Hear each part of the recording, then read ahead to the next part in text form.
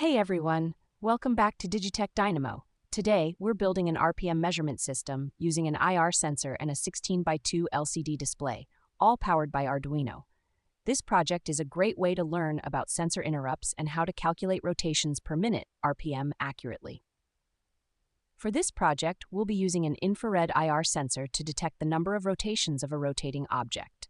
We'll display the calculated RPM on a 16:2 LCD. The IR sensor will count pulses, and the Arduino will convert those pulses into RPM. Here's the wiring. The IR sensor is connected to pin 2 of the Arduino. We'll use an interrupt to count the pulses generated by the sensor as it detects the rotation. The LCD is connected via I2C, making it simple to wire up with just 4 connections. Let's dive into the code. We start by initializing the LCD and setting up an interrupt for the IR sensor on pin 2. The interrupt will trigger whenever the sensor detects a pulse. In the main loop, we calculate the RPM every second by multiplying the pulse count by 60 and dividing by the number of pulses per revolution.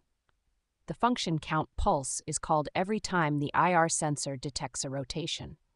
This function increments the pulse count. In the main loop, we calculate the RPM by using the formula pulses per second multiplied by 60, and then we reset the pulse count for the next interval. Now let's see the system in action. As the object rotates, the IR sensor detects the pulses and the RPM is displayed on the LCD in real time. You can see the RPM changing as the speed of rotation increases or decreases. And that's how you can build an RPM measurement system using an IR sensor and Arduino.